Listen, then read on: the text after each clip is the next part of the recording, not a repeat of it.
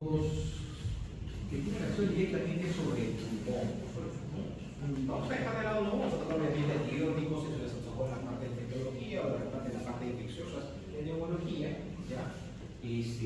Tampoco vamos a hablar sobre quimioterapia, que seguro que se comentará algo al respecto cuando hablemos de neoplasias del pulmón, pero en este caso vamos a hablar de otros medicamentos que son sumamente fundamentales y que son parte importante de lo que nosotros, como neumólogos y de lo que en realidad la parte respiratoria utiliza, ¿no?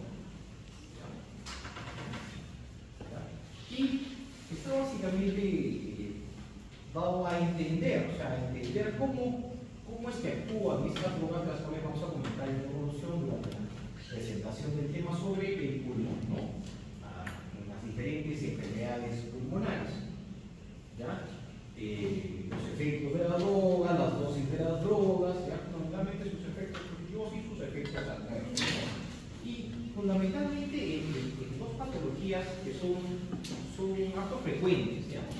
Que son las enfermedades obstructivas y que ustedes las conocen principalmente como asma y como EPO, ¿no? Asma y EPO, que son las siglas de enfermedad pulmonar obstructiva crónica, ¿ya? Entonces, para eso, a diferencia del resto del organismo, ¿no? El resto del cuerpo, ¿no? Nosotros, la vía respiratoria, pues que empieza en la nariz y también con la boca, ¿no? Se centra fundamentalmente en el pulmón y los componentes del pulmón, ¿no? La vía aérea superior, ¿no? Y ahí van a venir la tráquea, la carina, y comienzan los bronquios, ¿no? Los bronquios y sus diferentes ramificaciones, ¿no? Hasta llegar a los bronquiolos terminales. De ahí comienza la parte donde acaba la conducción y comienza la parte de la zona en la que se realiza el intercambio gaseoso, ¿no? Los bronquiolos respiratorios, los alveolares, los alveolos. Entonces, es ahí donde tiene en función determinados medicamentos, ¿no? Y como les dije, a diferencia de otros órganos, aquí es muy importante, ¿no? La vía inhalatoria, ¿no? La vía inhalatoria, ¿por qué? Porque la idea es que los medicamentos alcancen concentraciones idóneas en los pulmones para poder actuar sobre las patologías que afectan este órgano, ¿no? ¿Cuál es la ventaja de la vía inhalatoria, ¿no? Primero, que es rápidamente absorbible, ¿ya? No es una vía invasiva, o sea, no le pueden pinchar, ¿no? Para que tenga una vía y a la vena, ¿no? El hecho de que solamente se centre en el órgano hace que el medicamento no se distribuye en gran manera en forma sistémica, ¿no? Y eso hace que sus efectos adversos sean menores, ¿ya? El problema es que para que ingrese a la vía aérea, pues tiene que haber algunos mecanismos que no solo dependen del medicamento y del dispositivo, sino también de repente la colaboración del paciente, porque tiene que ingresar y tiene que llegar hasta la zona, ¿no? Entonces, puede que en el camino no pierda eficacia, no llega adecuadamente, ¿ya? En relación, por ejemplo, a un antibiótico endovenoso, ¿no? Que va a llevar de todas maneras otra cosa que va a llevar mucho más. Aquí no. Tienen que articularse varias cosas, ¿no? El dispositivo, el medicamento y el paciente, ¿no? ¿Ya? Y como dije, ¿no? Se requiere artefactos o dispositivos especiales para lograr que ese componente, ese medicamento, ¿no? Pueda llegar al órgano blanco, al sitio donde también donde va a hacer su función, ¿ya? Entonces aquí tenemos una posibilidad, estos dispositivos, ¿no? Estos dispositivos de repente algunos ya los han visto alguna vez, ¿no? Mayormente forman parte del tratamiento de las enfermedades obstructivas, ¿no? Inhaladores de dosis presurizada, ¿no? Inhaladores de polvo seco, por ahí, ¿no? Inhaladores de polvo seco, inhaladores de hielo, ¿no? Por ahí. Ahora, el hecho de que llegue directamente al pulmón hace que también las dosis que se requieran no sean tan grandes, ¿ya? Entonces requiere una dosis menores para lograr el objetivo, ¿ya? Pero esas dosis menores o pequeñas son suficientes para que el fármaco genere el objetivo para el cual ha sido instaurado, ¿no? Como dije, se reducen marcadamente los efectos adversos, ¿no? ¿Ya? Y puedes lograr efectos como broncodilatación o antiinflamación localizada en el cuerpo. ¿Ya? No produce dolor, ¿ya? Es normalmente bien aceptado, ¿no?, por el paciente, ¿ya? Pero hay algunas cosas que influyen, ¿no? Una de ellas podría ser la conformación anatómica de la persona, que a veces dificulta que el medicamento llegue adecuadamente, ¿ya? Otra es también que obviamente las maniobras que a veces se tienen que hacer y a veces no son del todo entendidas determinados grupos etarios, ¿no? Y otra es que tenemos que ver ante qué grupo etario estamos, ¿no? No es lo mismo el aplicar un medicamento a la población pediátrica que a un adulto, ¿no? Y algunos fármacos solo son activos cuando se administran en aerosol. Esto es cierto, ¿no? Y algunos medicamentos, por ejemplo, en patologías como la hipertensión pulmonar, que tienen que actuar directamente sobre, ¿no?, sobre la mucosa, el epitelio bronquial, ¿no?, el epitelio pulmonar y el endotelio. Entonces, solamente actuando directamente ahí se logra su acción, ¿no? El medicamento que tiene que ser administrado inhalatoriamente, no hay de uno. Ahora, para que el medicamento llegue adecuadamente al pulmón, ¿no?, como les dije, va a depender de varios factores. Uno de ellos, y yo creo que el más importante, es el tamaño de la partícula, ¿ya? Se dice que el tamaño ideal debe encontrarse entre 0,5 y 5 micrómetros. Esto se llama densidad de masa media aerodinámica, ¿ya? Si la molécula, la partícula, etc., se encuentra entre estas dimensiones, ¿no?, nosotros estamos seguros que va a llegar al sitio talle, ¿no?, al alveolo, ¿ya? Ahora, otra de las cosas que tenemos que tener en cuenta también es el calibre y la anatomía de la lengua. Puede haber diferencias anatómicas que pueden dificultar que el medicamento llegue en concentraciones idóneas, ¿no?, hacia los pulmones, ¿ya? Otro componente también es la velocidad de emisión. Cuanto mayor es la velocidad de salida, mayor es el impacto en la vía aérea superior, ¿no?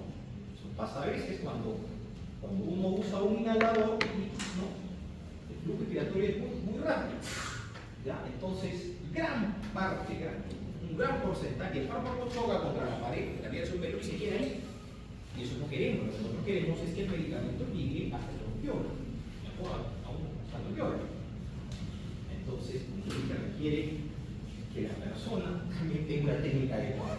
También debe ser el volumen de aire inhalado. Esto obviamente es un componente que forma parte de lo que el paciente tiene que aprender, el flujo inspiratorio, ¿no? El flujo inspiratorio, que básicamente es la velocidad ideal, que debe contarse entre 30 y 60 litros por minuto para que asegurarnos que el medicamento llegue en condiciones óptimas.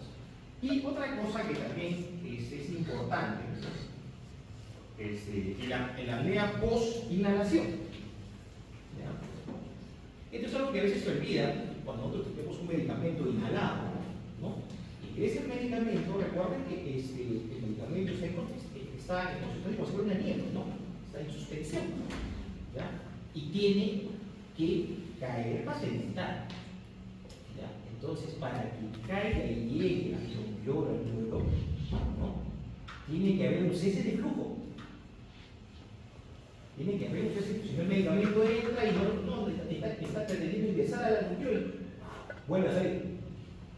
Entonces, tiene que haber un cese de flujo, un periodo de apnea. ¿Ya? Entonces, eso es importantísimo. Eso es el problema a veces en algunos pacientes cuando uno le prescribe un inhalador, que no hace el periodo de apnea post inhalación y el medicamento se queda en menor concentración y no alcanzamos el objetivo, ¿no? Y el paciente dice, doctor, no siento que sea efectivo el paso, ¿no? Y esto pues es propio del paciente, ¿no? La técnica de inhalación, pero eso tenemos que enseñar nosotros como personal de salud, ¿no? Este es el más conocido, el overdose presurizada, ¿no? Es medida presurizada, ¿no? Y está aquí, ¿no? Que tiene bastantes componentes, ¿no? Básicamente la válvula de medición, el envase que contiene el medicamento hidropelente, ¿no? La botellita, ¿no? A través de la cual va a generar un flujo paciente para que pueda ingresar el medicamento. Aquí el medicamento está concentrado, y junto con el propelente. Tienen que agitar para que se mezcle con el gas que tiene que ingresar ya hacia la fila respiratoria. Pero existen otras formas también de, ¿no? Que el medicamento ingrese por el intestino, no solamente que tenga un flujo con anestesia aparatito, inhalado, pero sin medidas, sino también a través de la nebulización, ¿no? Ahora, dentro de los tipos de inhaladores, pues tenemos, ¿no? Los inhaladores de dosis medida, inhaladores de polvo seco, de niebla, ¿ya? Y los nebulizadores. Aquí tenemos, por ejemplo, ¿no? La diferencia básicamente entre ellos, ¿no? En cuanto al diámetro de masa media, ¿no? Aerodinámica, mismo que va entre 0.5 y 5, y algunos que tienen un poco más, pero miden entre 2 y 3.2 micrómetros, ¿no? Aquí por aquí entre 1.9, un poco más, y 7.9, pero la gran mayoría están entre 0.5 y 5, ¿no? Y ¿qué necesitamos para lograr un objetivo? El objetivo, básicamente, qué porcentaje llega al pulmón es variable, ¿no? El rango puede ir desde el 11 al 68%. Inhalador de polvo seco, los inhaladores de polvo seco entre 25 y 30%, o cartuchos presurizados, un 15%, los extrafinos, ¿no? Pueden llegar un poco más. Pero no es el 100% que va a llegar, porque un gran porcentaje, entre 60 y 70% se queda en la media superior, lamentablemente. Pero eso, con lo que llega, es suficiente si nosotros tenemos la técnica adecuada, ¿no? Entonces vamos a hablar rápidamente de los primeros medicamentos, ¿no? Que aparecieron y se dan bajo este sistema. Ojo, cuando yo digo que se dan bajo este sistema de beta-2 agonista, es porque es el sistema de administración ideal. Ya cada vez, felizmente, gracias a Dios, se encuentran menos en el mercado. ¿Ya? Albuterol, clenbuterol, que no tienen ninguna función, más efectos adversos. O sea, los beta-2 agonistas para enfermedades pulmonares deben ser idealmente brindados mediante vía inhalatoria, no por jarabe. No por jarabe. ¿Y para qué se utilizan?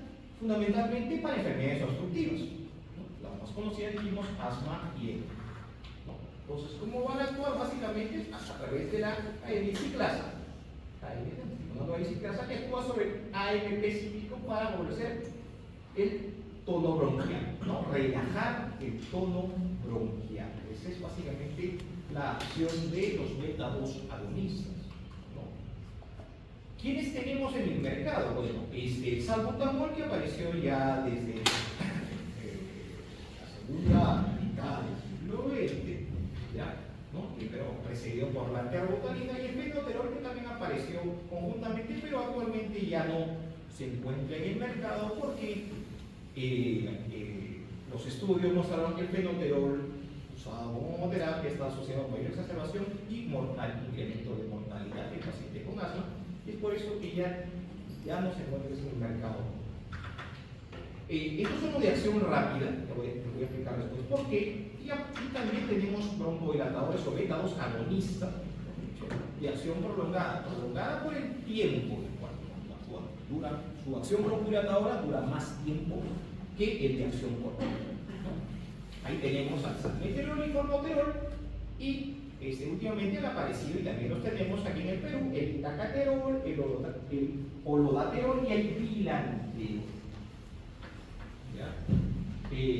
Si hablamos del efecto broncodilatador, definitivamente no es la vía simpática la más predominante del sistema respiratorio, pero hay bastantes receptores beta 2, pero la vía predominante es el sistema parasimpático, pero hay bastantes receptores y lo que hacen estos receptores, a través de los beta 2 es, como les dije, relajar el músculo liso bronquial. Ahora, cuando actúan sobre la membrana, sobre el epitelio, entonces hay diferentes mecanismos de acción. Hay algunos de estos que son netamente hidrofílicos, atraviesan la acuosa y rápidamente ejercen su mecanismo de acción. El problema es que cuando son netamente hidrofílicos, su tiempo de vida media es más corto. Actúan rápido, pero duran menos. ¿Ya? Un ejemplo de eso es el salbutamol. Rápidamente genera vascularización, pero su tiempo de vida media es entre 4 y 6 horas,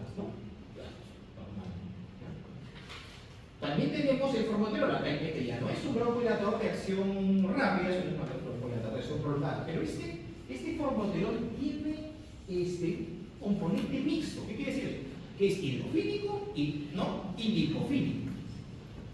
Ingresa rápido penetra la membrana, rápido genera su mecanismo de acción, pero el hecho de que sea lipofílico le permite extenderse en el tiempo. Actúa rápido y se puede mantener más tiempo. ¿Ya? Y también tenemos los netamente lipofílicos, como el salmeterol. Se mantiene en el tiempo, pero su mecanismo de acción, o sea, el inicio de la acción bronquiolatoria demora más. ¿Ya? Entonces, este formoterol, si comparamos, tiene ventajas sobre el salbutamol, también ventajas sobre el salmeterol. Copia lo mejor de ambos. Inicia rápido, pero se mantiene su acción bronquiolatoria más tiempo. Ahora,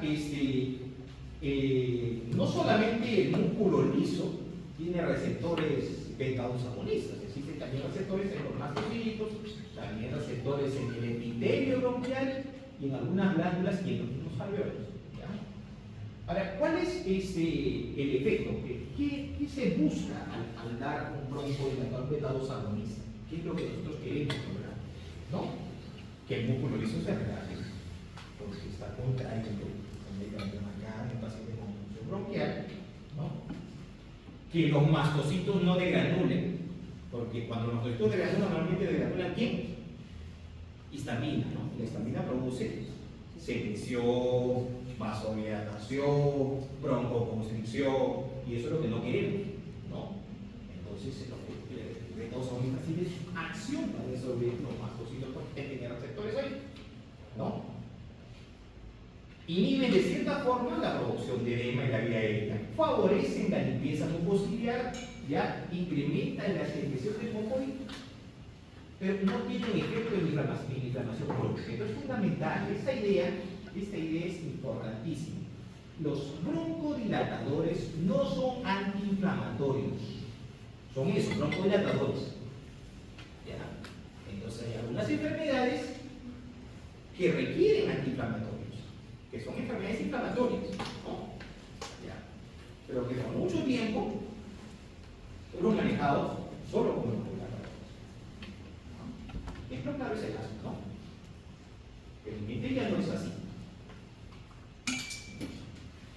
Bueno, algunas pautas sobre los de acción corta, tienen fundamentalmente el salbutamol, netamente hidrofílicos, la vía inhalatoria, la vía principal, así que olvídense la vía oral. Miren, su acción comienza tan tempranamente como a los 2 o 3 minutos. Su acción broncohilatadora. Una marcada dilatación a los 15 y, como les dije, puede permanecer hasta 4 a 6 horas. Esto es otra cosa, un dato importante, como les dije. Solo 10% de dosis llega al sitio de acción, pero es suficiente. Es suficiente. Si logro que por lo menos el 10% llegue a los bronquiolos, es suficiente para llegar a su mecanismo. Aquí tenemos básicamente el salbutamol fenoterol que cae en forma de por lo que les dije, parte de presentación de inhalador con nebulización, la dosis que normalmente manejamos. Y también pueden existir mezclas, Entonces, a ver, el salbutamol, tenemos 100 kilogramos por cada inhalación o cada disparo. ¿no? Puede mezclarse un beta 2 agonista con un anticolinérgico, el anticolinérgico vamos a ver un poquito más luego, ¿no? ¿Ya? Pero como toda medicación no está exenta de eventos adversos, ¿ya? Los más frecuentes, temblor, ¿no? Como fasciculación de temblor, ¿ya? Puede producir taquicardia también, por eso hay que tener un poco de cuidado si nuestro paciente tiene algún tipo de arritmia establecida, ¿ya? ¿No? O el paciente pues tiene de repente está taquicárdico por alguna razón o tiene una hipertensión no controlada, ¿ya? Hay que tener algunas, o si ha tenido por ahí algún ex coronario, ha tenido cerca un evento isquémico, ¿ya? Entonces hay que tener algún reparo y evaluar riesgo-beneficio o de repente medicar otro fármaco con acción broncohilatadora que también que sí lo hay, ¿no? Ya, entonces hay que tener algunos reparos. ¿Ya? En cuanto a los broncohilatadores, o los beta 2 agonistas de acción prolongada, dijimos que ¿no? puede permanecer entre 12 inclusive hasta 24 horas, ¿ya? ¿No? Normalmente son lipofílicos, salvo el formoterol, que es hidrofílico y lipofílico, ¿no? Esa es una ventaja que tiene este beta 2 agonista, ¿ya? Una cosa que se tiene que saber es que no están indicados para uso como monoterapia en asma. No están indicados para uso como monoterapia en asma, ¿ya? Si se va a usar, obviamente se usa y debiera usarse, siempre es acompañado de un glucocorticoide inhalado. No así en EPOC. En EPOC sí se puede indicar como monoterapia porque los mecanismos son diferentes. O sea, el mecanismo fisiopatológico del EPOC es diferente del mecanismo fisiopatológico del asma. Ya lo veremos cuando conversemos mañana o conversemos el viernes de estas patologías. ¿Ya? Muy bien. ¿Ya? Igualito que sus predecesores de acción rápida, hay que tener cuidado con los pacientes con componente cardiovascular, ¿ya? Porque podrían desencadenar o empeorar la taquiarritmia que pueda tener el paciente. Entonces hay que evaluar siempre riesgo-beneficio, ¿ya? Si se da inclusive combinado con glucocorticoide, no altera el mecanismo de acción de un beta 2 agonista de un beta 2 agonista de acción corta, o sea, ambos pueden darse conjuntamente, no se trasladan, ¿ya? Y vamos a los otros broncohilatadores, al otro grupo de familia, que son los antimuscarínicos, o que ustedes lo conocen más como anticolinérgicos. Dijimos que el sistema nervioso parasimpático es el que comanda la acción a nivel respiratorio, ¿no? Más que el simpático, ¿ya? Y va a ser a través de la estimulación del derivado para que se produzca aquí la liberación de sus terminales de acetilcolina, ¿no? ¿Ya? Que activa receptores muscarínicos, ¿no? De las glándulas, del músculo liso. ¿Y qué va a hacer la acetilcolina activando estos receptores? Llámese M1 y M3 fundamentalmente, va a favorecer la broncoconstricción y secreción de moco. Entonces, si yo quiero no favorecer eso, tendría que tener un antimuscarínico, ¿no? Un antimuscarínico, un medicamento que bloquee la acción de la acetilcolina. ¿Ya? ¿No? Fundamentalmente bloqueando a receptores M1 y M3, ¿no? M1 y M3, porque el M1 va a favorecer la transición ganglionar, ¿no? Y que se libere más acetilcolina, y el M3 obviamente va a liberar acetilcolina hacia el epitelio, ¿no? Para favorecer el ácido ganglionar que tiene más poco, ¿ya?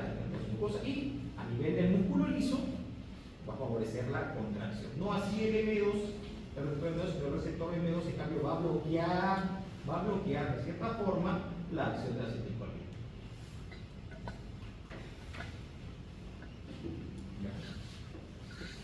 Muy bien, entonces, esa es lo que nosotros queremos estudiar, ¿no? En forma competitiva, el efecto de la acetilcolina tanto sobre las glándulas como sobre el músculo liso.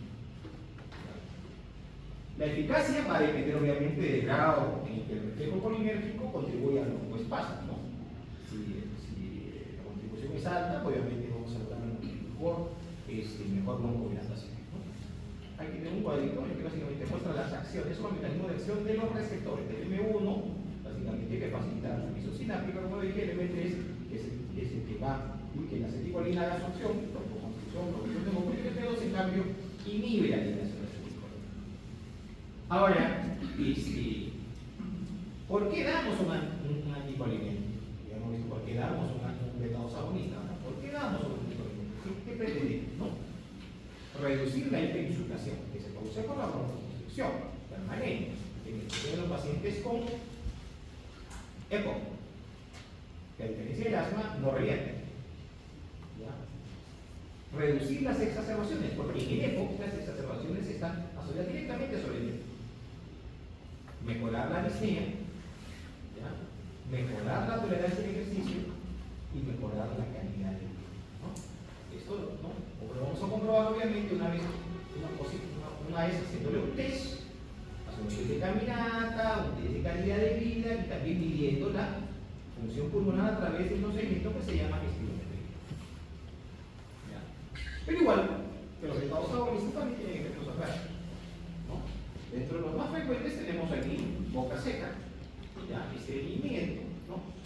Puede haber náuseas, cefalea, retención urinaria hasta el 3%, y ojo, si bien es cierto, es un medicamento ya seguro, reemplazante de los beta-2 agonistas cuando la persona tiene alguna patología cardiovascular, por ahí ha habido algunos reportes en los cuales se han presentado inclusive con un anticolínérgico pero es menos frecuente. Entonces, si yo tuviera que utilizar un broncohidrator para un paciente con una arritmia, pues mi primera elección sería un anticolinérgico, ¿no? Ahora, sí hay alguna, en este caso sí tenemos que la patología sí tenemos que tener cuidado con el linfoma de ángulo estrecho y la hiperplasia prostática, porque sí empeora, ahí sí. Pero vamos a hablar bien con el ejemplo. Aquí tenemos, dentro de los tipos de anticolinérgicos, ¿no? El bromuro hipatropio, que es el más conocido, ya es un anticolinérgico de acción corta, ya, de acción corta, y tenemos también los de acción prolongada. Ahí tenemos el tiotropio, y el glicopirrol, ¿no? El tiotropio y el glicopirrol, ambos se encuentran en la farmacia, los podemos encontrar, o sea que sí están el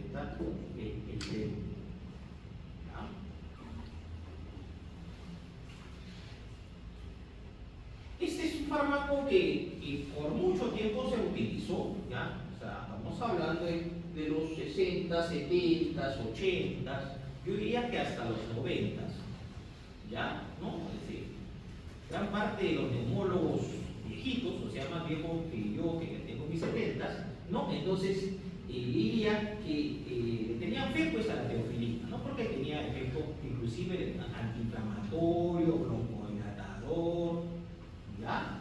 Como actuaba por aquí, creo que tengo un cuadrito de al inicio de lo que tenía. Acá, ¿no? Entonces actúan aquí, miren, teofilina, aquí, relajando el músculo liso y también teofilina, ¿no? Aquí, ¿no? También se me adenosina, ya, actúan bloqueando la acetilcolina y también produciendo broncodilatación, entonces la teofilina fue usada por mucho tiempo, ¿no? Yo diría que hay algunas todavía viejas glorias que siguen utilizando, ¿no? ¿Ya? Pero ¿qué pasó? ¿No? ¿Qué es lo que mira que eso es una santina, ¿ya?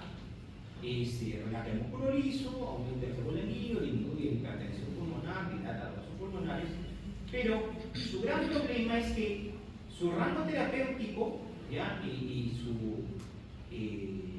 su dosis terapéutica y su dosis de efectos adversos está muy cercana. Muy cercana. Entonces la posibilidad que yo me pase de dosis y genere efectos adversos, en especial de origen cardiovascular, es muy alta, ¿no? Muy alta. Entonces cuando lo administraban tenía que tener un paciente un monitor cardíaco,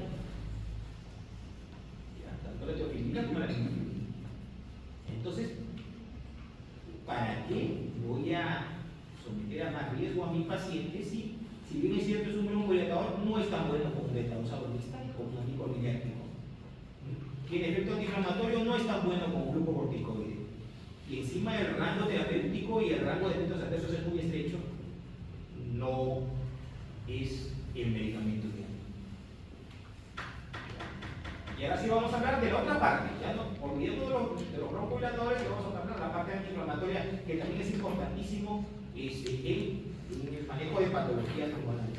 No solamente asma, no solamente POC, aquí los antiinflamatorios son importantísimos en enfermedades intersticiales, esas que se conocen como fibrosis, ¿ya? Enfermedades autoinmunes, ¿ya? Entonces, enfermedades infecciosas algunas, dependiendo del grado de severidad de la infección, entonces, importante. Y son los glucocorticoides, no los AINES, sino los glucocorticoides los que están indicados en este proceso. ¿Ya? ¿Se pueden utilizar de forma sistémica o inhalada? Sí. ¿Cuál es la preferida? Obviamente la inhalada, porque nosotros ya sabemos, por nuestro curso de farmacología, todos los efectos adversos de los glucocorticoides. ¿No? Ya lo sabemos, lo recordamos. Entonces, no queremos contribuir más. ¿No? ¿Ya? Es un elemento básico, dijimos, para enfermedades, ¿no? Autoinmunes, síndromes eosinofílicos, no solamente asma y asma. ¿Ya? Inclusive procesos infecciosos, shock séptico, síndrome respiratorio agudo, también tienen cabida los glucocorticoides en general. De repente no los inhalados, de repente más los sistémicos. ¿Ya? En cuanto a su mecanismo de acción, tiene dos tipos de mecanismos de acción, ¿no? Un mecanismo no genómico y un mecanismo genómico. El que más conocemos obviamente es el mecanismo genómico, ¿ya? Pero también existe un mecanismo no genómico, en el cual el glucocorticoide ingresa por difusión pasiva hacia la célula, ¿no? A los receptores del glucocorticoide, ¿ya? Y básicamente lo que genera es acción sobre esta proteína de choque y esta inmunomodulina, ¿no? ¿Para qué? Para ejercer efectos no genómicos. ¿Y cuál es el efecto no genómico fundamental? Favorecer la acción de receptores beta-2 agonistas. ¿No? Liberan receptores beta-2 agonistas. Y a liberar receptores beta-2 agonistas. Primero, ¿por qué es importante lo que Porque ya se sabe que cuando uno usa los beta-2 agonistas, se genera una especie de taquilaxis. Se bloquean los receptores y la acción ya no es la misma manteniendo la dosis. Ya no logro el objetivo. Sigo dando salbutamol y ya no tengo efecto. ¿Ya? Porque los receptores están bloqueados. Entonces, aquí entra a tallar los glucocorticoides, en especial en alta dosis. Me liberan receptores y hacen que el broncohilatador prenda otra vez. Vuelve a ejercer su acción. Ese es el mecanismo no genómico, el que muchos no conocen. Y es por eso que en parte del manejo del asma, ¿no? En parte del manejo de la crisis de asma, se dice que uno puede recibir altas dosis de glucocorticoides. Primero para favorecer su efecto respiratorio, pero para favorecer el efecto no genómico, que es liberar más broncolatación y el paciente rápidamente se pierde esa función que tiene. Y el más conocido es el efecto genómico, en el cual obviamente ya ingresó al citoplasma, ya ingresa al núcleo, ¿no? Ahí está, ¿no? La cadena de DNA, ¿no? Y acá está el receptor de glucocorticoides y aquí va a generar dos tipos de efectos. Uno que se llama transactivación, en el cual va a favorecer el aumento de transcripción de ¿qué? De genes antiinflamatorios, ¿no? La cromatina se abre, deja un espacio, se mete ahí el glucocorticoides, resuelve con el glucocorticoides y genera que se produzcan genes antiinflamatorios, ¿no? ¿Ya? Como el inhibidor del factor nuclear kappa beta fundamentalmente. Y por otro lado tiene el efecto denominado ¿qué? Transrepresión. Efecto transrepresión, en el cual va a actuar inhibiendo la acción del factor nuclear kappa beta. Y el factor nuclear kappa beta es un factor importante que lo que genera es componentes inflamatorios, ¿ya? Proteínas inflamatorias. Entonces, al bloquear el glucocorticoidación, obviamente ya no se va a generar estas citoquinas proinflamatorias. Entonces, tiene dos efectos, ¿no? Y aquí lo que yo les decía, ¿no? Cuando se unen los broncodilatadores y los glucocorticoides, ¿no? Los glucocorticoides afectan directamente a los receptores y mediante la señal de transducción, el uso prolongado bloquea, ¿no? Hace la tolerancia, pero el corticoide, ¿no? Le genera regulación negativa a esta tolerancia y hace que se incrementen los receptores para los broncodilatadores, ¿no? Entonces aumenta la retención y el tiempo de acción de los LABA, sobre todo el formoterol, porque como dijimos tiene acción tanto hidrofílica como lipofílica, ¿no? ¿Ya? Ideal, siempre en la medida de lo posible, utilizar la dosis más pequeña con la cual logre los efectos, porque ya conocemos los efectos adversos de los glucocorticoides. Si bien es cierto, en forma inhalatoria llegan al pulmón, un porcentaje de todas maneras llega a vía sistémica, por más pequeño que sea, llega. ¿Ya? Entonces, cuando se han unido, ¿qué ha permitido? ¿Qué ha permitido que se una un beta-2 de acción beta-2 prolongada con un glucocorticoide? Que la dosis de glucocorticoide, la dosis de broncodilatador se reduce y de glucocorticoide también. Porque también el beta-2 adrenérgico favorece, ¿no?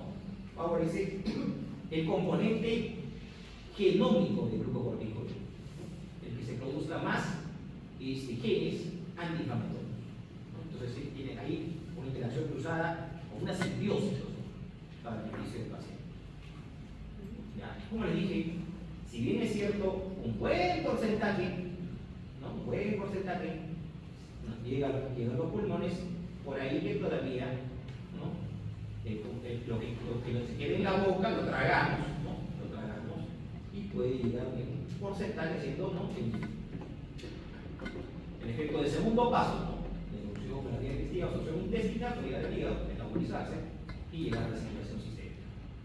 Y una vez en circulación sistémica, obviamente va a generar los efectos sistémicos que nosotros no queremos con los iniciales asociados a los glucocorticoides. Aquí tenemos una relación de glucocorticoides, básicamente, en la cual nos da su potencia, glucocorticoide, mineralocorticoides, entonces es equivalente, ¿no? Y acá tenemos las dosis, ¿no? Glucocorticoides inhalados que tenemos en el mercado, por si acaso todo lo que está aquí está en el mercado, ¿ya? Desde las dosis bajas hasta los altos, básicamente, ¿no? Los inhaladores, ¿no? ¿Ya? Ahora, y aquí tenemos, ¿no? Esto, que es, de repente muchos ya lo conocen, los elementos adversos de los glucocorticoides: osteoporosis, fracturas patológicas, el Cushing iatrogénico, porque no hay neumopatías, ¿no? Hipertensión arterial, incremento de la glicemia, ¿no? Riesgo de diabetes, edemas, insuficiencia cardíaca, bien, ¿no? Retraso en crecimiento de los niños. Entonces, un sinnúmero de eventos adversos o de efectos adversos que pueden estar asociados a los glucocorticoides. Muy bien. Y esto es lo nuevo. Terapia biológica. ¿Ya? Temprano estaba hablando ahí con mi grupo, ¿no? A raíz de un artículo que se presentó sobre mepolizumab, ¿ya? Que es lo nuevo que ha aparecido, ¿no? Y que está destinado básicamente al manejo de asma, aunque por ahí también hay estudios sobre el paciente con EPOC, pero fundamentalmente en asma, pero no en cualquier asma, en el asma grave. ¿No? Y que son fundamentalmente anticuerpos monoclonales, eso es lo que son, ¿ya? Indicados para el asma grave. Entonces, ya estamos, obviamente estamos en el siglo XXI y ya hablamos, o el mundo habla de lo que se llama medicina de precisión. ¿Sí? Ya no es, a todos los voy a tratar con paracetamol. No. A todos les voy a dar salud. No. Ahora ya se está personalizando la medicina. ¿Sí?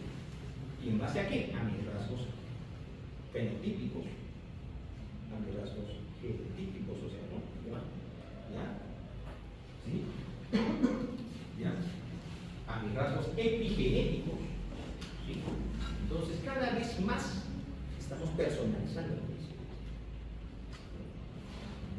Entonces, parte de esta medicina de precisión es la terapia biológica, que va a actuar fundamentalmente en las interleuquinas que son producidas por los eosinófilos y que tienen que ver con estas reacciones que generan hiperplasia del músculo liso, ¿no?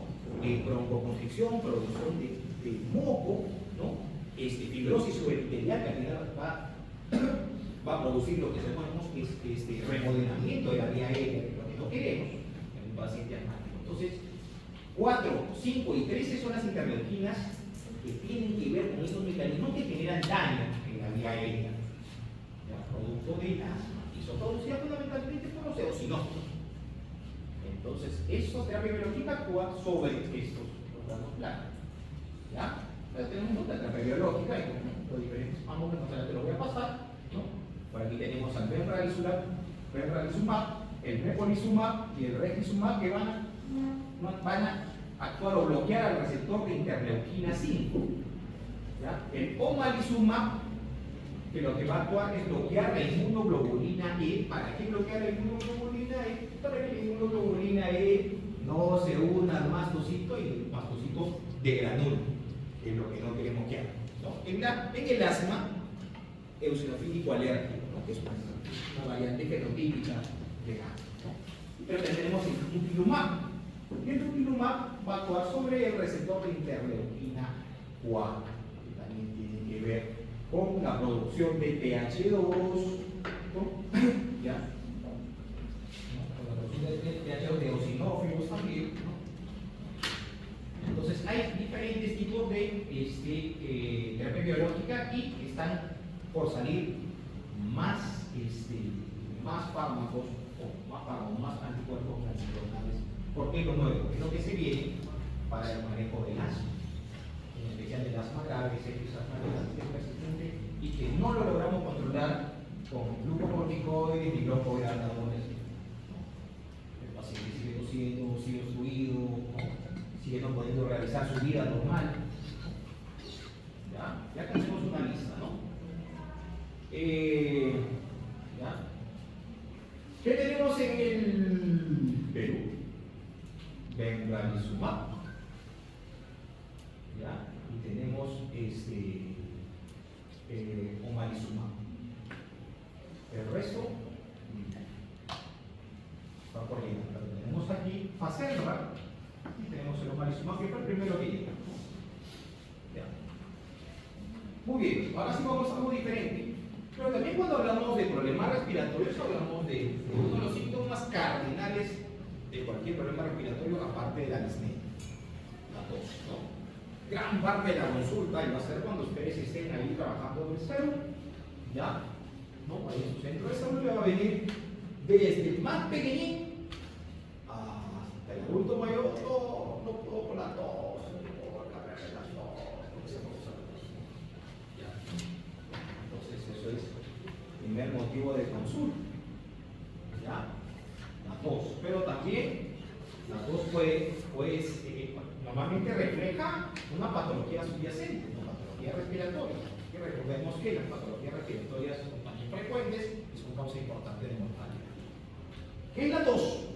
La define como una contracción espasmódica repentina y repetitiva de los músculos respiratorios torácicos y abdominales, ¿no? Ya miren la velocidad que puede estar en los esfuerzos, ¿no?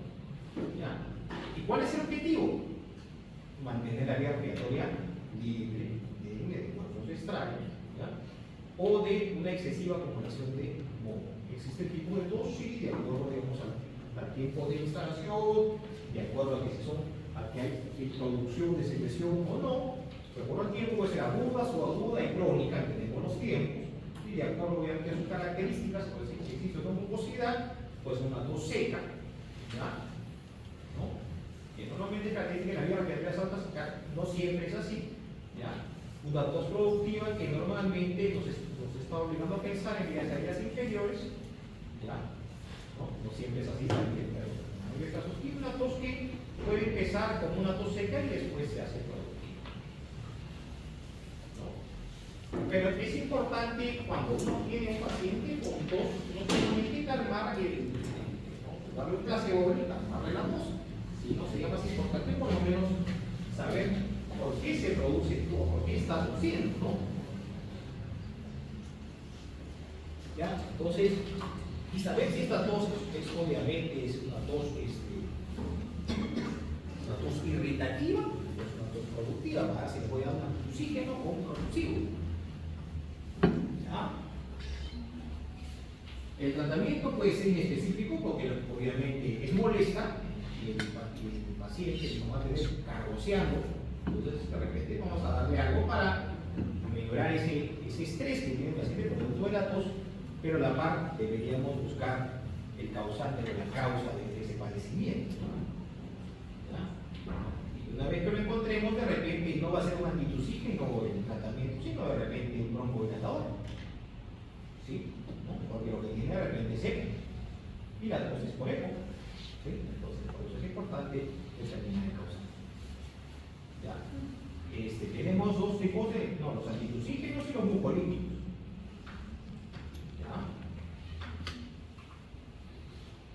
Dentro de los antitussígenos, básicamente no vamos a pasarlo rápido. Tenemos lo de acción central, y lo de acción periférica. ¿No? Lo de acción periférica, ¿no? Puede ser de naturaleza anticolinérgica, netamente expectorantes homopolíticos o con acción antiinflamatoria anestésica. Dentro de los acción central, obviamente, son derivados de opiáceos en su gran mayoría. El problema es que pueden deprimir el sistema nervioso central, ¿no? ¿Ya? Puede pasar, o si hay que tener cuidado, porque deprime el centro vulvar que controla el reflejo de la tos, ¿ya? Tiene acción tanto antitussígena como analgésica, ¿ya? A veces se puede usar con fines analgésicos los operatorios, ¿no? ¿Ya? Dentro de sus reacciones de mecanismo que a alta dosis puede deprimir el sistema respiratorio, ¿ya? Puede ser adictivo, ¿ya? ¿No? Y a veces inclusive están asociados a broncoconstricción.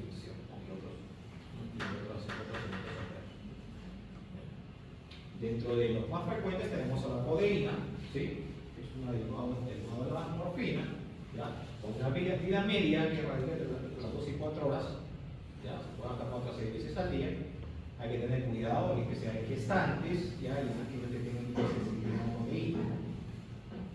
Entre los efectos colaterales tenemos mayor ulceración, náusea, como dije, podría a dosis altas producir depresión respiratoria.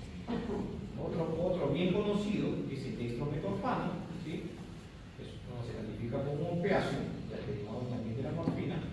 Es mejor tolerado desde el punto de vista de digestión que la codeína, ¿ya? Puede reducir la secreción bronquial, ¿ya? Es preferido en la gestante, ¿no? Acá está la dosis, posiblemente es 30 miligramos 4 a 6 veces al día. Los efectos colaterales son similares a náuseas, vómitos, también puede producir agitación y confusión, ¿no? Hay que tener cuidado en pacientes con enfermedad hepática por el tipo de depuración, en pacientes con asma puede producir broncoconstricción, ¿no? Tenemos el fluobutinol, que también acá también está en el mercado, ¿no? Ya, su potencia es equivalente a la codeína, ya, tiene menos eventos adversos, estos son menos frecuentes, ¿no? Pero aún así puede producir náuseas, vómitos, mareos, trastorno de sueño y hasta convulsión, ¿no? Su inicio es bastante rápido, bueno, 15 minutos. Ahí tenemos otros como los salamina, que también está en el mercado, ¿ya?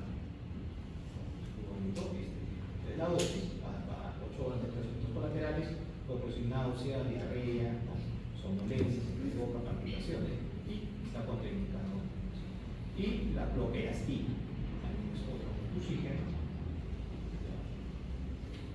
actúa de forma selectiva en el centro regulador de la tos, acción antialérgica y bronquiolítica. Está contraindicado en pacientes con depresión respiratoria, en asmáticos, porque podría producir la convulsión. Y tenemos la otra parte, la otra familia, que ya no son antitussígenos, sino son mucolíticos propulsivos, con la serie de eliminación de secreciones, que actúa básicamente disminuyendo la tensión superficial, alterando la fuerza de asociación intermolecular entre el moco, ¿no? Impidiendo esas fuerzas de la cohesión, ¿no? Se pueden clasificar en activos, acá tenemos el proteína fundamental, derivado de aminoácidos, ¿no? que es bastante en boga a raíz de su efecto antioxidante, como la N-acetilcisteína, más conocido, ¿ya? Pero también tenemos bromecina, brosol, que también son ampliamente conocidos, estos son derivados sintéticos. ¿Ya? Muy bien.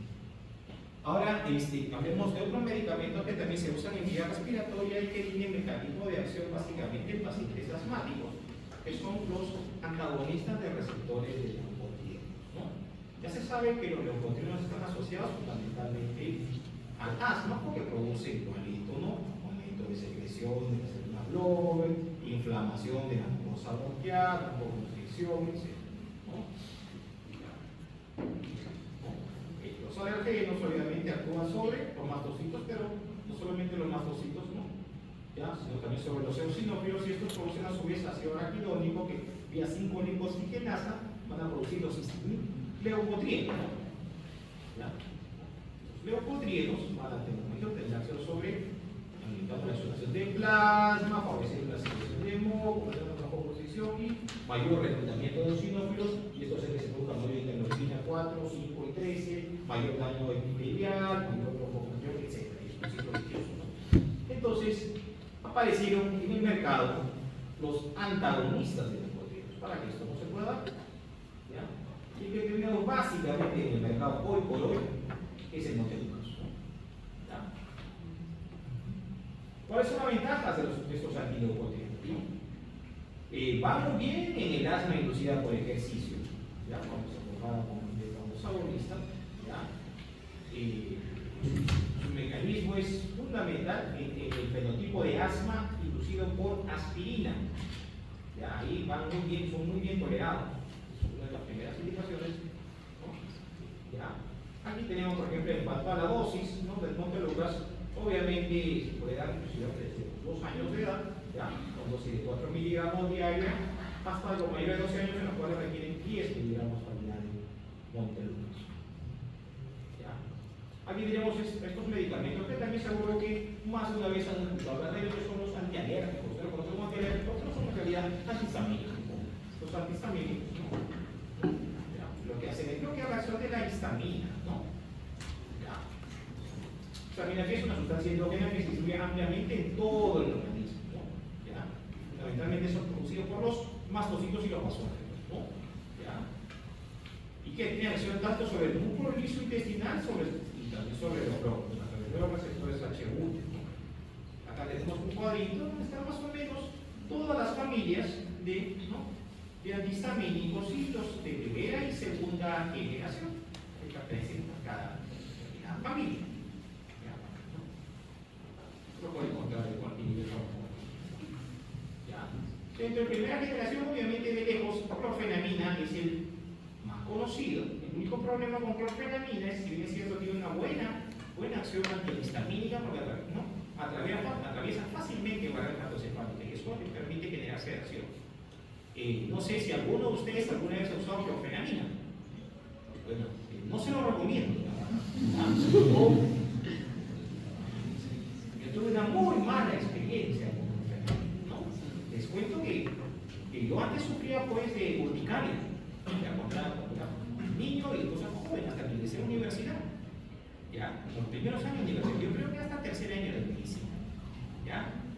Media nunca más, no sé por qué razón, pero desapareció. Pero bueno, era mi segunda clase de anatomía, ¿no? Y yo todo pues figuré, ¿ya? Me siento todavía en la primera fila, ¿no?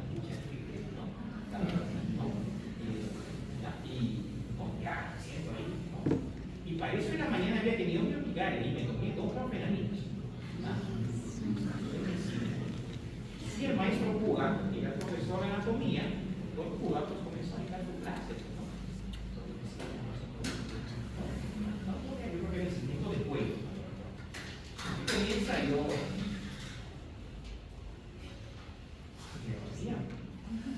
Me dormía. Y como estaba sentado en primera fila, obviamente el doctor se dio cuenta, casi y me llamó, pues, oiga, no,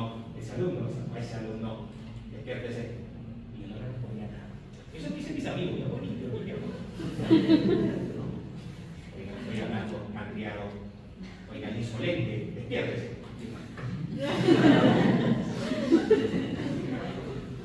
Falta de respeto al que está desaprobado. Este señor es un irrespetuoso, irresponsable, insolente. Yo no sé. Entonces, ya cuando me desperté, pues, le conté que me había tomado 2 antihistamínicos, clorfenamina, sería ahora. Y hablar allá al salón de profesores, sería la oficina de los jugadores, también. Y le tuve que contar. Pucha, pero ¿cómo es posible? ¿Por qué has hecho eso? ¿Cómo es posible? Ya sabes, ¿cómo te pega? Ya, oye, te lo voy a pasar por esta vez. La siguiente que se duerma, luego. Bueno, sí, pues, pasa, ¿no? Entonces ya después ya curado. Nunca más antihistamínico para pedir a mi casa. En especial de primera generación, ¿vale? Pero también existe de segunda generación que obviamente no atraviesan tan bien mareos encefálicas y eso es bueno porque no generan sedación. ¿Ya? Y han aparecido ya los de tercera generación que también están en el mercado. De loratadina y luego se utilizan fundamentalmente, son los más conocidos, ¿no? ¿Ya? Muy bien. Pero como todo medicamento también no es exento de los adversos o de efectos. Los tiene, ¿no? Tanto a nivel del sistema nervioso central, ¿no? A nivel del sistema digestivo y hematológico, ¿no? Muy bien. Ahora, esto también forma parte de la clase, ¿no? ¿Qué medicamentos uno tiene que tener cuidado? Dijimos, bueno, hay algunos antihistamínicos que tenemos que tener cuidado, ¿ya? ¿No? Pero también, ojo, en un paciente con asma, ¿ya? Hay que evitar los aires, ¿no? ¿Ya? Los beta bloqueadores, incluidos los cambios selectivos, hay que tener riesgo-beneficio, ¿ya? Medicamentos cuyos recipiente contenga sulfitos, ¿ya? Y también los inhibidores de enzima convertidora de angiotensina, hay que tener cuidado, ¿ya? Cuando nosotros ahí estemos en nuestro serum, ahí en nuestro puesto, ahí en Tangamandapio, ¿no? ¿Ya? Entonces hay que tener cuidado. Los medicamentos asmáticos y al final ya viene muriéndose, ¿no? ¿Por qué me dio? ¿Qué me dio? Y yo, no, por mi culpa, ¿no? ¿Ya? Y vamos a la parte final, que es la parte de oxigenoterapia, que es una parte, ¿no? O sea, por mucho tiempo se pensó que el oxígeno era un suplemento, y ahora ya sabemos que podemos hablar del oxígeno como un medicamento, ¿no? Porque hay dosificación, si tiene un vehículo a través del cual es administrado, ¿sí? O sea, tiene un dispositivo, tiene una dosificación y tiene eventos adversos. El órgano diana, puede ser el corazón, puede ser uno mismo, puede ser la vía respiratoria. Entonces, no solamente es un suplemento, sino tranquilamente es un medicamento, ¿no? Entonces, por lo menos como tal, ¿ya? En su gran mayoría, obviamente, en el transporte de oxígeno, su mayoría va unido aquí a hemoglobina, ¿no? Y la parte disuelta, pues, es mínima, ¿no? ¿Ya? Para un buen transporte debe haber ¿qué? Obviamente, debe haber el pulmón, debe estar en óptimas condiciones, tanto de conducción, ¿no? Como la vida de, ¿no? Como los alveolos para que haya adecuado intercambio, ¿no? Oxigenatorio. La cantidad de hemoglobina en sangre tiene que ser adecuada, ¿ya?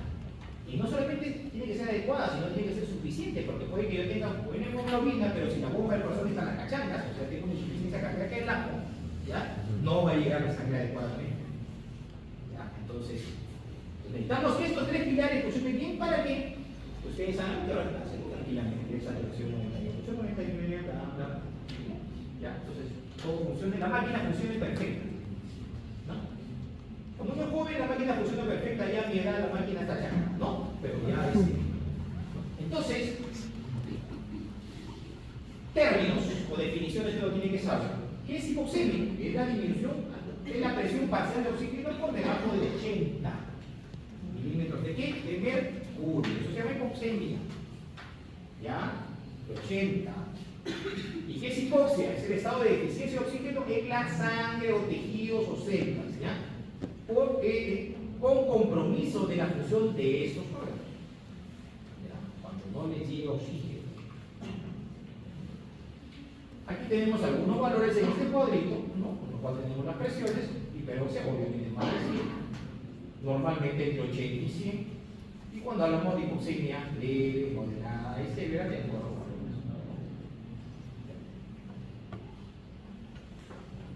Ojo, obviamente, lo que no está acá es abajo que falta, que es en condiciones normales, o sea, a nivel del mar.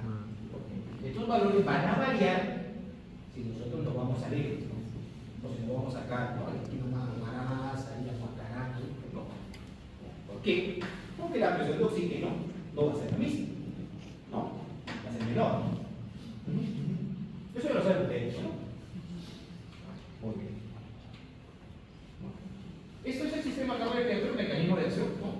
Pues puede haber problemas a nivel del sistema respiratorio, en este caso me hipoxémica, puede haber problemas ventilatorios, problemas de difusión, ¿no? Es, ¿no? La sangre que pasa y el alveolo, ¿no?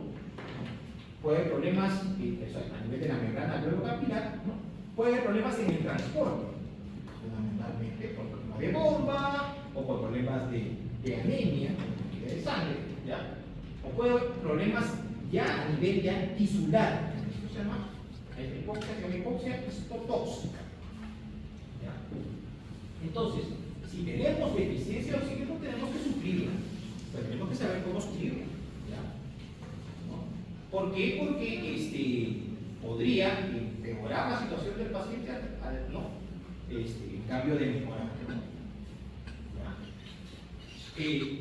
La administración de oxígeno es uno de los tratamientos más comunes de las urgencias. Sí, pues si uno pasa e ingresas por emergencia, vas a ver a bastante con su canulita, bolsa, qué sé yo, dispositivo, no, con oxígeno. Ahí. Algunos lo requieren, otros ahí, no, pero está, ¿ya? Pero la mayoría lo requiere. ¿Y cuándo yo tengo, doctor, que colocar oxígeno? ¿Cuándo? Indicado suplemento de oxígeno. Cuando la presión de oxígeno sea menor de 60. Hipoxemia, hablamos de PO2 menor de 80. Pero cuando yo requiero darle oxígeno, cuando tengo una PO2 menor de 60, ahí tengo que darle oxígeno.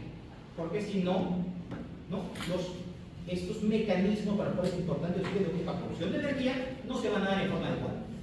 Así que yo tengo. Estoy hablando de porque lo consideramos un fármaco, ¿no? Ahora, ¿qué pasa si no le doy oxígeno? Si no le doy oxígeno, no puede pasar esto. ¿Ya? Problemas en moderados y problemas severos, como compromiso del sistema nervioso central con mutilación letal, compromiso cardíaco, compromisos respiratorios, ¿no? Y cianosis. Entonces, ¿qué pasa si no le doy?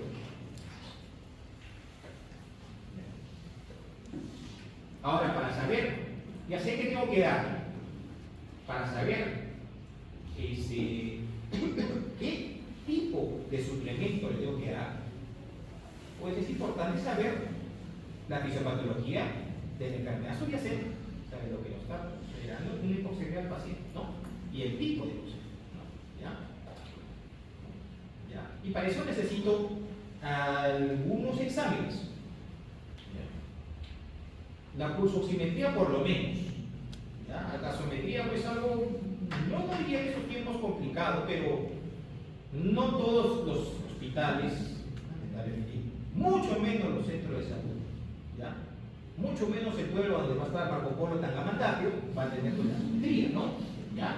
¿No? Entonces, pero sí, ¿no? Tiene su oxímetro de pulso, ¿no? Y con eso creo que lo podemos defender. ¿Ya? Dentro de las opciones terapéuticas tenemos las no invasivas, ¿ya? Las mascarillas de CPAP, las mascarillas nasales, faciales, ¿no? Las gafas, ¿ya? Y las invasivas ya en la ventilación mecánica. Invasivas no ingresan, ¿no? Aquí tenemos, por ejemplo, ¿no? Tenemos sistemas de alto flujo y sistemas de bajo flujo dentro de las no invasivas, ¿no? Suministran cuánto? Oxígeno puro, 100%, ¿no? A un flujo. ¿Por qué son de bajo flujo? Porque el flujo es menor que el inspirado por el paciente. La más conocida es esta, que seguro que sí la han visto de todas maneras en el hospital, que es la cánula vinasal, ¿no? Levante la mano, ¿quién no ha visto una cánula vinasal? Todos. ¿En quién está indicado? Bueno, está indicado cuando el paciente, yo no diría estable, pero su insuficiencia respiratoria no es muy marcada. antimédicos y tiene una patrón respiratorio estable. Dentro de las... ¿Ya? ¿Cuánto me puede suministrar? Entre 0,2 y 0,4 litros, hasta 6 litros por minuto. ¿Ya? ¿Por qué no le puedo dar más, doctor? ¿Por qué? Porque yo soy más de 6 litros, me puedo correr el riesgo de que no varíe la concentración de aire inspirado. Pero sí voy a generar secreción de mucosas y irritación de fosas nasales. Entonces, ¿ya? Su ventaja es barato, fácil de usar, bien tolerado, me permite que el paciente esté con la canulita aquí y el paciente pueda comer. A diferencia de otros que cuando luego pongan la máscara, luego que quitarse para poder comer. ¿Ya? Ahí la tenemos. ¿Ya? Entonces tenemos mascarillas de oxígeno, por esto así ya van a permitir comer. ¿No? ¿Ya? Porque tienen unas perforaciones laterales, cintas elásticas, una tira metal. Se pueden suministrar hasta 5 a 10 litros, o sea, una frío entre 35 y 50%. Aquí es necesario oxígeno, no un flujo filtral, que es una velocidad, por eso ¿no? Para evitar la reinhalación del dióxido de carbono, que es lo que sale del organismo. ¿No? Su desventaja es que al estar presionado contra la piel puede generar irritación de la misma presión, la presión de úlceras. Y aquí obviamente, como dije, si una máscara pues va a interferir en el momento que ustedes tomarán, ¿no? Acá tenemos, ¿no? Bueno, tenemos la de reinhalación parcial, ¿ya? Es una máscara simple con una bolsa de reservorio, que también seguro que alguna vez la han visto, ¿ya? Que me puede dar hasta 70%. ¿Ya? Y tenemos la presencia de las válvulas con una unidireccional, ¿ya? Entre la bolsa y la máscara, que evita el retorno del aire expirado y después suministrar hasta un 80% de presión inspirada de oxígeno. Y tenemos la contraparte, que son aquellas de alto flujo. Y aquí fundamentalmente tenemos, ¿no? La máscara de ventrículo. ¿No? La máscara de ventrículo. Aquí la ventaja es que suministramos oxígeno a una fracción inspirada exacta. La máscara de ventrículo máximo te puede proporcionar 50%. Y requiere pues un aparataje especial, entre ellos un humidificador, porque el flujo es alto. ¿Ya? ¿No? El flujo es necesario para que el oxígeno llegue hasta el punto que nosotros queremos, hasta los bloqueos de los alveolos, ¿no? En las condiciones cuando requiere, cuando el flujo del paciente es muy vendido menos, entonces obviamente está indicado en aquel paciente que tiene insuficiencia respiratoria aguda grave. Alto flujo, más de 40 litros por minuto, la que te puede dar el sistema en principio de Bernoulli, ¿no? Que utiliza el ventrículo, ¿no? Aquí tenemos, ¿no? Una foto de la ventrículo. Ventaja, dijimos que tiene una presión exacta de oxígeno. Inconveniente es que obviamente al tener un flujo elevado, el paciente a veces va a sentir como de repente alcohólico, va a sentir el flujo de oxígeno, ¿no?